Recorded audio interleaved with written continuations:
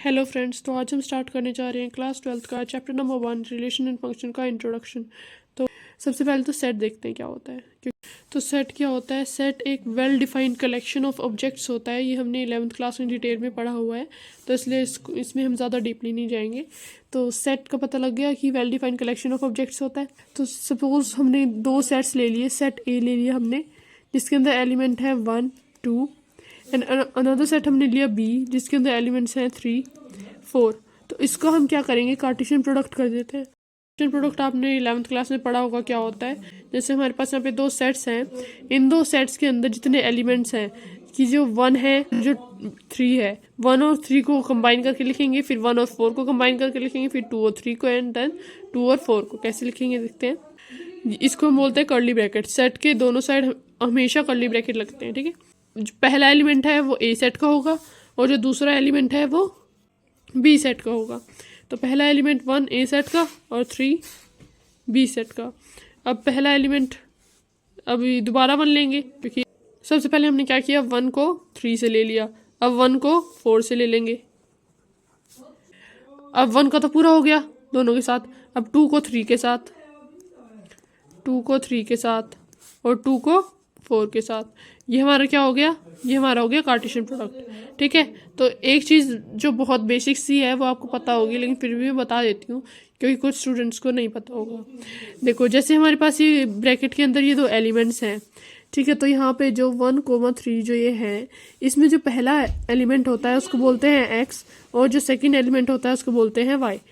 जो x element होता है उसको हम बोलते हैं डोमेन और जो सेकंड एलिमेंट यानी कि जो y एलिमेंट होता है उसको हम बोलते हैं रेंज, ठीक है। तो इसमें रिलेशन का एक एग्जांपल दे देती हूँ मैं, आपको उससे क्लियरली समझ आ जाएगा। तो जो रिलेशन होता है वो सबसेट और इक्वल टू होता है। जो कार्टेशियन प्रोडक्ट हमने अभी निकाला था ए क्रॉस बी के, रिलेशन जो है वो क्या होता है, सबसेट और इक्वल टू होता है कार्टेशियन प्रोडक्ट के। रिलेशन को हम आर से डिनोट करते हैं, वो सबसेट और इक्वल टू होता है किसके, कार्टेशियन प्रोडक्ट, ठीक है। तो ये हमारा क्वेश्चन है। इसमें हमें जो हमने कार्टेशियन प्रोडक्ट बनाया था, एक्स और वाई की वैल्यू मैंने बताई थी, पहली वैल्यू एक्स की होती है एंड सेकंड वैल्यू वाई की होती है। तो इनमें से जो वैल्यू इसमें अच्छे से फिट हो जाएगी, यानी कि जो वाई की वैल्यू आएगी वो हम यहाँ पे सेट बना के लिख देंगे। जैसे कि हम ले लेते हैं 2,4। तो 2,4, 2 क्या है हमारा एक्स और 4 क्या है वाई। तो हम एक्स की वैल्यू पुट करते हैं और वाई की वैल्यू वो पुट करने पर आनी चाहिए वैल्यू। देखो जैसे मैं यहाँ पे कर रही हूँ, वाई इज इक्वल टू, हमने क्या लिया 2,4, यानी कि y क्या है यहाँ पे 4 आना चाहिए, इसमें वैल्यू पुट करके आना चाहिए, अभी नहीं आया। मैं सिर्फ ये बता रही हूँ कि y की वैल्यू क्या है और x की वैल्यू है 2। तो जब हम y is equal to 2x में ये y की वैल्यू आनी चाहिए, x की वैल्यू इसमें पुट करनी है। 2 है, 2 इंटू 2 क्या हो जाएगा, 4 हो जाएगा। तो y की वैल्यू 4 आनी चाहिए थी और 4 आ गई, यानी कि जो रिलेशन है उसके अंदर कौन सा एलिमेंट होगा, 2,4 वाला एलिमेंट। अभी अगर हम बाकी वैल्यू पुट करके देखें, अगर हम 1,4 पुट करते हैं तो अगर हम यहाँ पे x की वैल्यू 1 पुट करेंगे तो वैसी बात है 2 आएगा, लेकिन यहाँ पे y की वैल्यू क्या है 3, लेकिन यहाँ पे 2 आ रहा है, तो इसलिए वो सेट में नहीं है। वैसे ही दोनों केसेस में है, यहाँ पे हमारा 4 आना चाहिए 1 पुट करके, लेकिन आ रहा है 2, तो इसलिए हम इन दोनों एलिमेंट्स को भी नहीं लेंगे। सिर्फ यही एक एलिमेंट है जो इस रिलेशन को फॉलो कर रहा है। तो अब देख लेते हैं टाइप्स ऑफ रिलेशंस। तो अब हम बात करते हैं types of relation. Types of relation हमारे पास यहाँ पे कई टाइप्स के होते हैं। सबसे पहले आता है एम्प्टी रिलेशन। आप ये चीज़ें जो मैं अभी बता रही हूँ वो आप 11th में भी पढ़ के आए हैं, इसलिए मैं थोड़ा शॉर्टकट में बताऊंगी। एम्प्टी रिलेशन क्या होता है, जब रिलेशन क्या हो, फाई क्या होता है एम्प्टी, और एम्प्टी क्या होता है नल। इतना मतलब बेसिक सा है, थोड़ा पता होगा। जैसे कि हम अभी ऊपर हम यहाँ पे कार्टेशियन प्रोडक्ट हमने यहाँ पे निकाला था जो कि ऐसा कुछ आया था। तो इसमें सपोज करो कि मैं एग्जांपल लेके बताती हूँ कि हमने यहाँ पे एक रिलेशन लिया है जो कि है y is equal to x cube. अभी क्या बताया था, आगे वाली वैल्यू क्या होती है x और पीछे वाली वैल्यू y। तो यानी कि अगर हम x की वैल्यू 2 पुट करेंगे, यहाँ पे 2 पुट करेंगे तो y की वैल्यू 3 आनी चाहिए, लेकिन वो आ रही है नहीं आ रही। इनमें से अगर हम कोई भी एलिमेंट यहाँ पे पुट करेंगे तो वो y की इक्वल नहीं आएगी। तो इसलिए जो रिलेशन है वो या तो हम ऐसे करके लिख सकते हैं एम्प्टी रिलेशन को, या फिर हम नॉर्मली फाई करके लिख सकते हैं। फाई के दोनों साइड कर्ली ब्रैकेट नहीं लगेगा, ठीक है, उससे आंसर गलत हो जाएगा। तो इसलिए फाई के दोनों साइड कर्ली ब्रैकेट नहीं लगाना। अगला है यूनिवर्सल रिलेशन।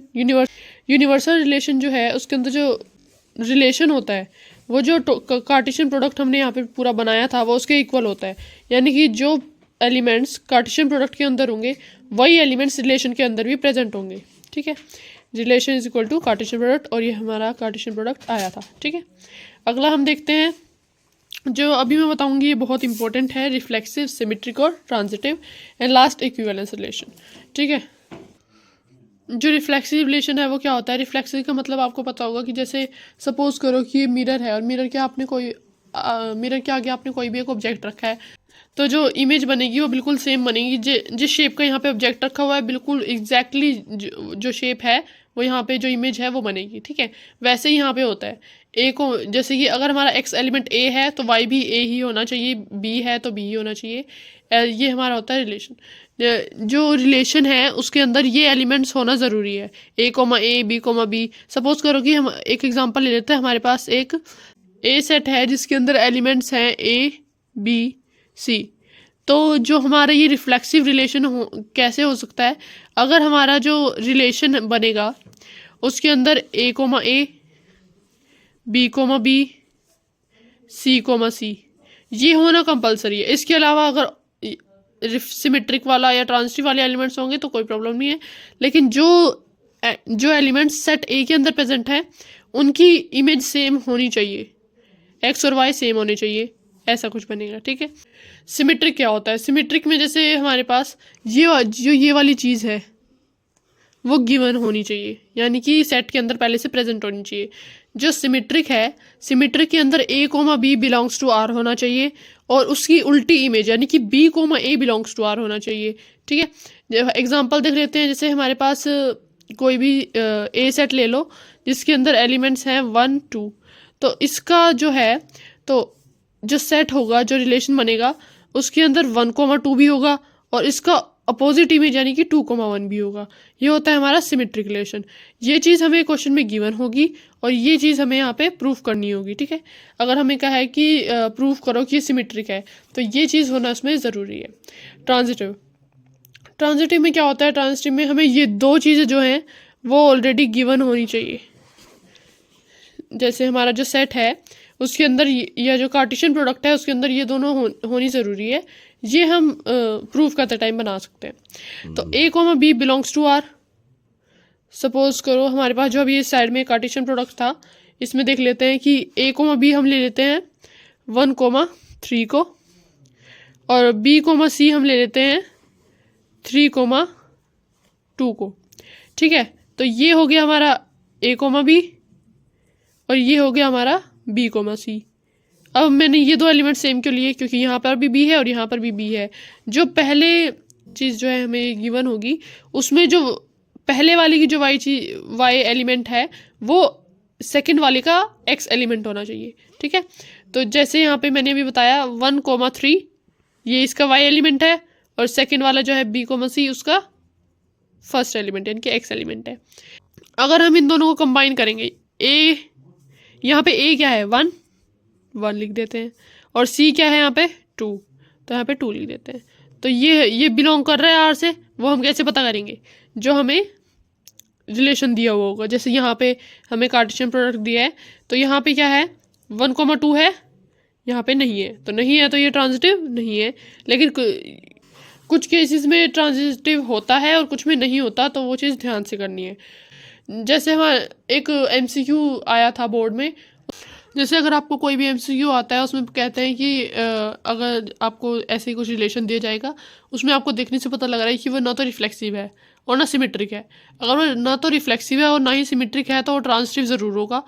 ठीक है, तो आपके पास ऑप्शन होंगे रिफ्लेक्सिव, सिमेट्रिक, ट्रांजिटिव और इक्विवेलेंस रिलेशन। तो अगर रिफ्लेक्सिव और सिमेट्रिक ही नहीं है तो इक्विवेलेंस तो हो ही नहीं सकता, तो इसलिए वो क्या होगा? ट्रांजिटिव होगा। ठीक है, अब इक्विवेलेंस रिलेशन क्या होता है? अगर कोई भी जो सेट है, सेट का जो रिलेशन है वो इन तीनों रिलेशंस को फॉलो कर रहा है कि वो सिमेट्रिक भी है, रिफ्लेक्सिव भी है और ट्रांजिटिव भी है, तो वो क्या होगा? Equivalence relation. ठीक है, thanks for watching this video.